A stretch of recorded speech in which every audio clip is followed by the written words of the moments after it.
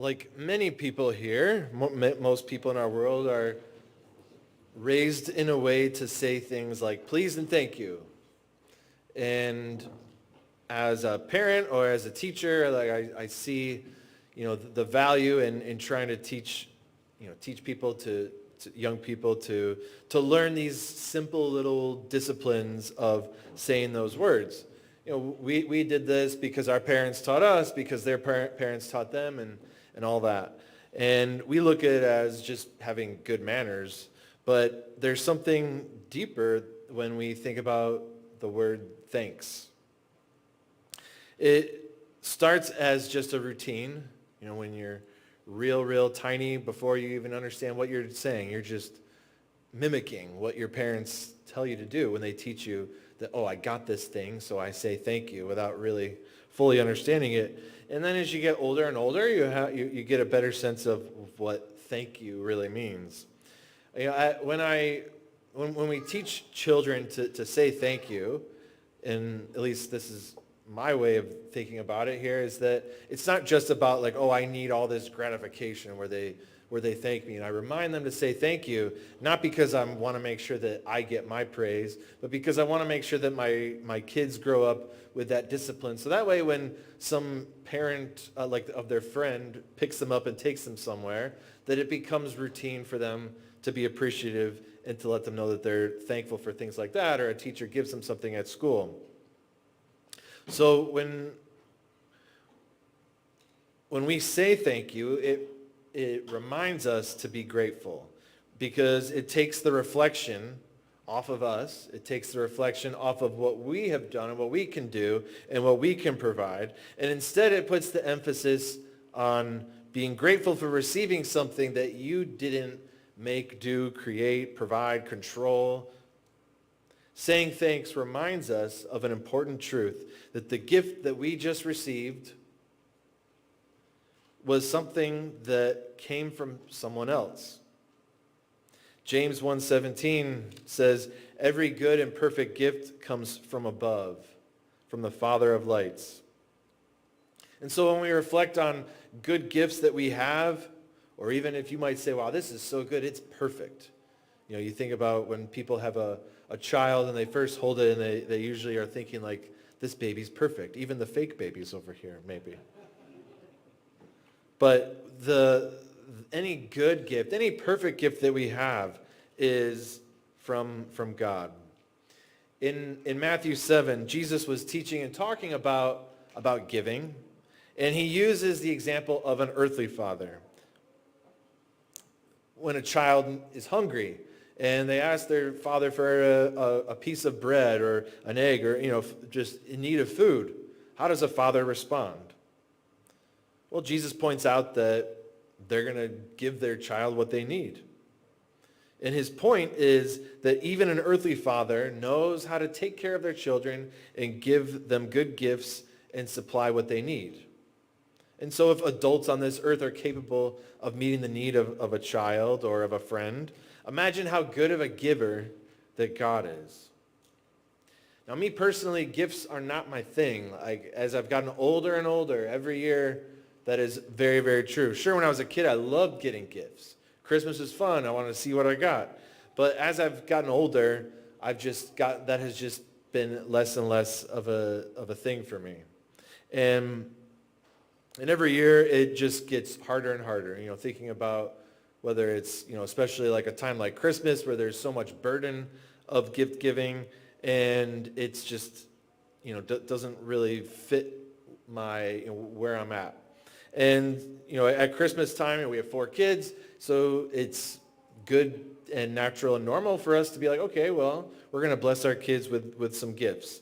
And so, I might put in a little bit of input, or my wife might ask me, this or that. But overall, she has done more and more of the buying of the presents every year.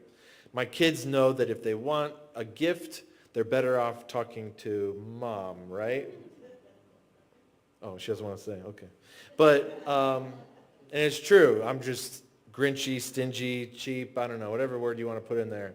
But yet there are times when I've got my kids gifts, and or my wife gifts and other people gifts, and there are, even the Grinchy person like me is capable of doing that.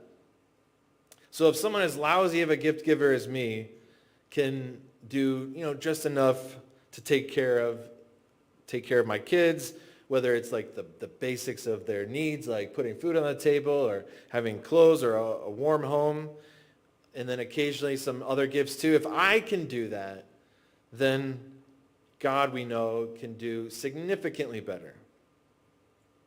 And so tonight when we reflect on being grateful and thankful, it's important to start with who the giver is. And so we want to recognize that God is the giver of everything that we have.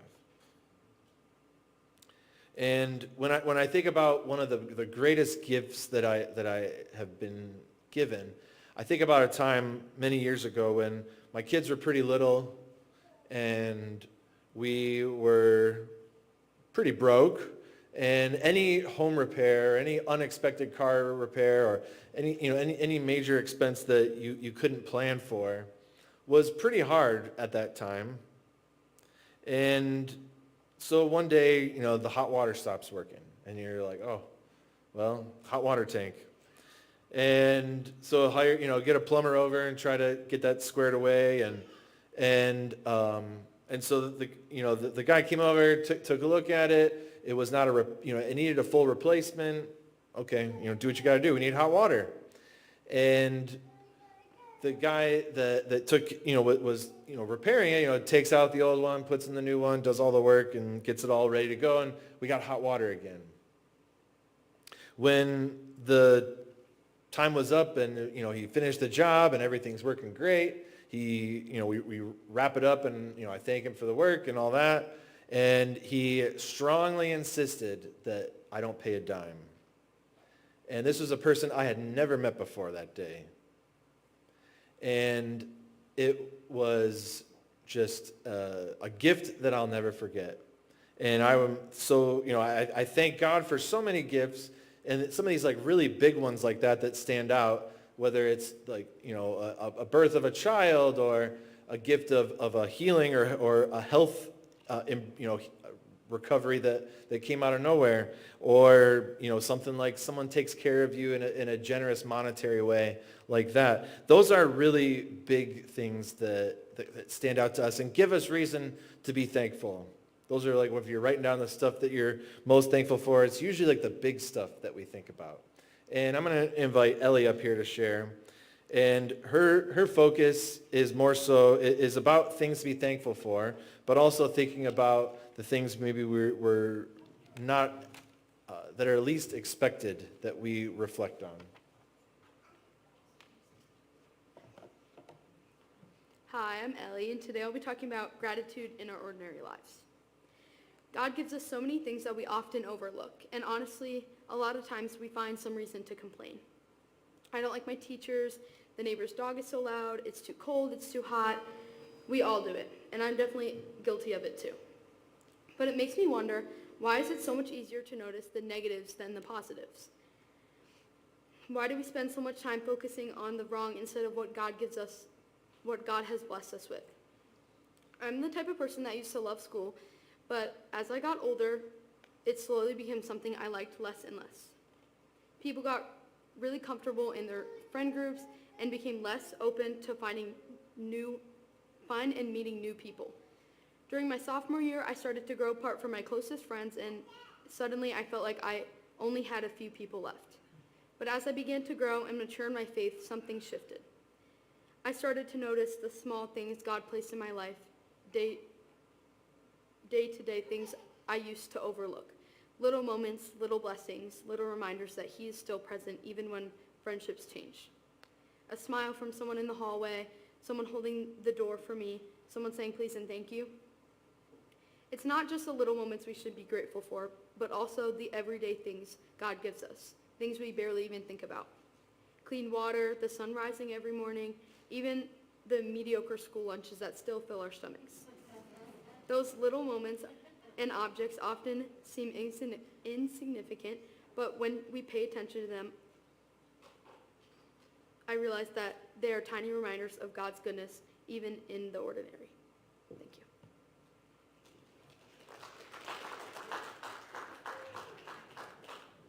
There was a popular book, a Christian book a while back called A Thousand Gifts that the author was reflecting on trying to be grateful for 1,000 things. And so in order to come up with 1,000 things you were grateful for, you would have to pick many, many things that we easily overlook and that are very ordinary.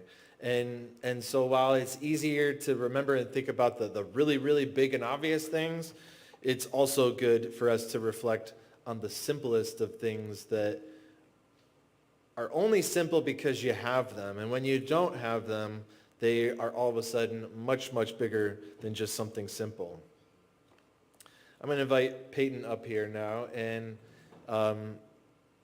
in this spirit of thinking about being thankful and grateful, we know that there is an enemy to our thankfulness. And when we're going through times when that being grateful does not come so easy, we have to battle with things that are the opposite of being thankful. And so Peyton is going to share a little bit about what it looks like and what to experience the opposite of thankfulness.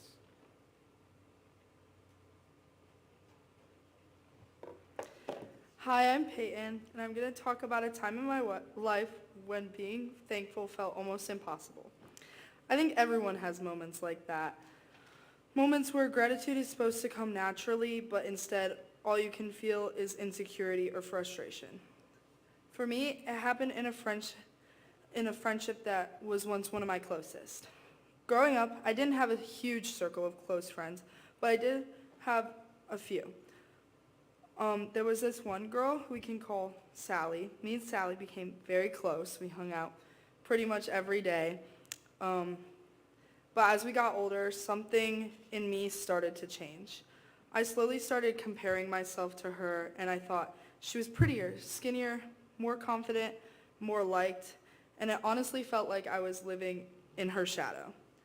And the more I compared myself to her, the more jealous I became.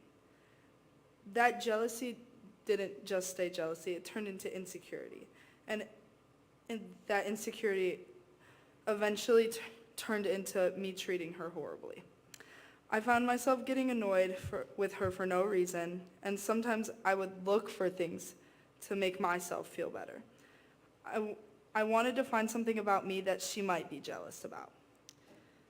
I never really found anything, or at least I didn't feel like I did. Eventually, I convinced myself that she would always be better than me at least something. Because of that feeling, we grew very distant. Looking back, I realized how unfair I was. Instead of being grateful for the amazing friendship I had, I let jealousy take that away. That's the part that hurts the most now. If I focused on gratitude and less on insecurity, maybe she and I would still be close as we once were. But even though that time of my life was painful, it taught me something I really needed to learn. Jealousy, comparison, insecurity all grow fast when gratitude is missing. Here's a Bible verse that speaks about thankfulness and gratitude. Ephesians 5:20. Always giving thanks to God the Father for everything, in the name of our Lord Jesus Christ. I'm now trying to live each day having this type of mindset. Instead of being jealous or ungrateful, I would choose to find things each day to be thankful for.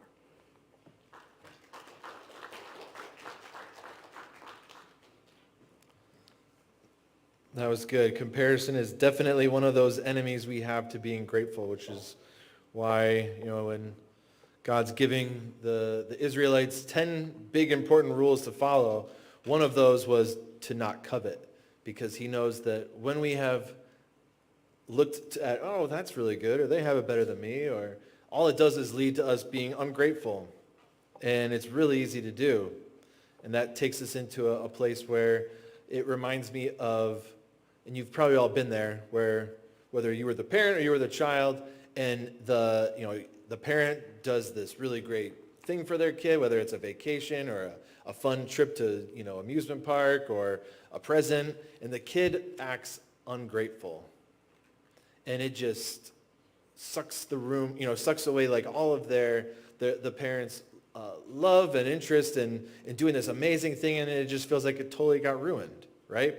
And so when we think of God as our Father, and when we think about all the things that he's given us, and we just reflect on all like the stinking thinking part and all the negativity, then it's kind of like a parent that gives their kid a big birthday party, and all they focus on is that, that it wasn't the right flavor of cake or something.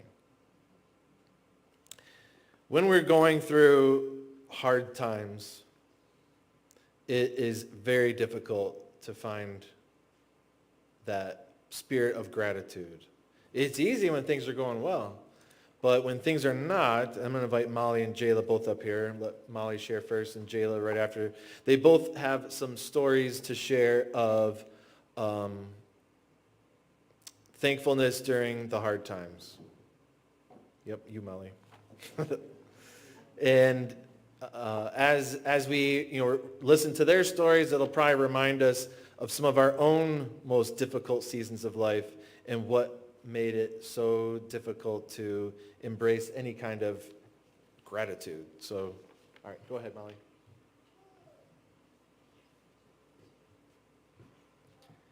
Hi, my name is Molly, and I'm here to tell you a story about when thankfulness came home to me.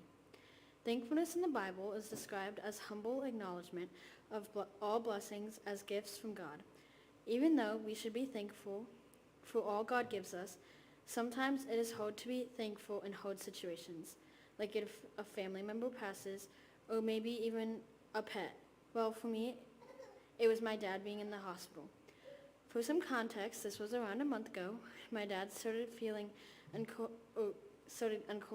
uncontrollably throwing up, couldn't stand, and was so dizzy he couldn't even open his eyes. When the paramedics got there, they thought the worst.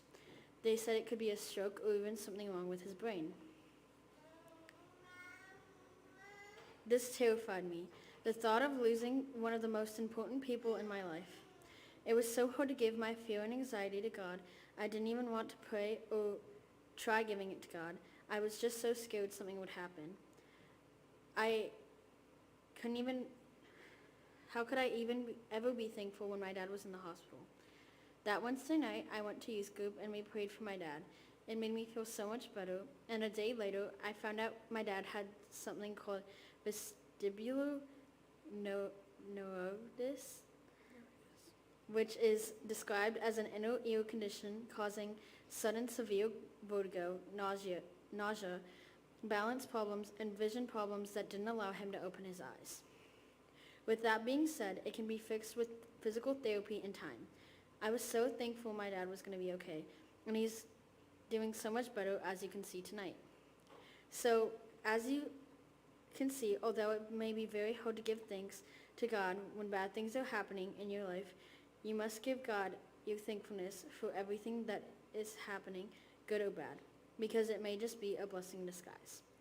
1 Thessalonians 5:18 says, "Give thanks in all circumstances, for this is God's will for you in Christ Jesus."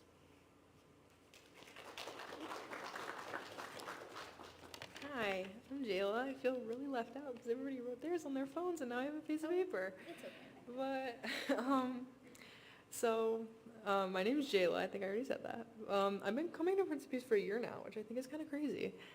And for some of you, definitely feeling thankful is like significantly harder when there's less to be thankful for.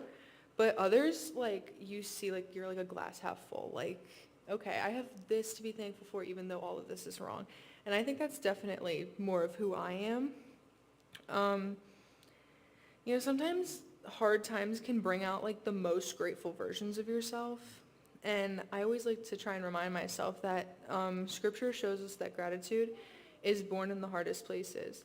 In Philippians 4:11 through 13, Paul writes that he learned to be content in every circumstance, not because life was easy, but because the Lord gave him strength. And every time like I pray, it's never, can you make this go away? Or can you make this better? It's, can you give me the strength to make this better for myself? So when I think of like gratitude or grateful people or people who are thankful for the things around them, I literally think of so many people. God has blessed me with so many people who are just like great and so thankful and so grateful. And someone I thought of immediately is my older brother, Jacob. Jacob, about a year ago now, found himself, well, I shouldn't say found himself, put himself in a really tough situation, to say the least. And he was faced with just so much uncertainty. He feared for the future of his relationships with his beautiful daughters and his fiance. The first thing he said to me when I got to talk to him again was, all I did was pray. It was the first thing he said. I'm okay. All I did was pray. And he not only gave it all to God in that moment, but he not only gave it all to God in that moment, but he reminds not just his daughters, but me as well, every chance that he gets, that he is so grateful for all of us. My big brother Jacob, in his brighter moments, which isn't always, is somebody I aspire to be more like every day. He is the best brother and father any child or anybody could ever ask for. And I want to remind you all to be thankful, and that being thankful isn't to ignore pain, but to hold on to our hope in God, and that he is steady and faithful and present in all seasons. When we hold on to him, gratitude is not just a feeling, but a declaration of our trust in the Lord. And something I always tell people when I'm talking about my struggles is that just because I've had a tough life so far doesn't mean I need to spend the rest of it feeling sorry for myself. So while we're switching out, I want you to just turn to someone who's next to you or the people near you and just say something that you're grateful for. It doesn't have to be something big, just something that, that you're really grateful for. That's all. God bless you all and have a great night.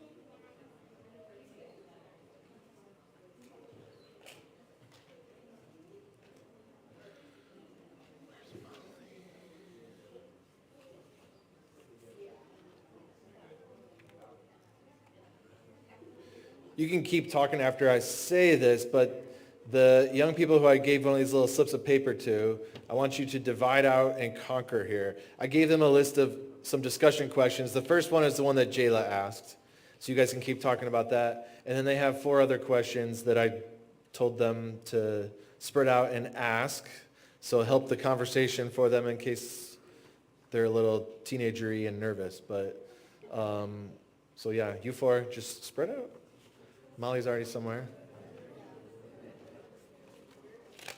And we got five questions to close our evening before I close in prayer.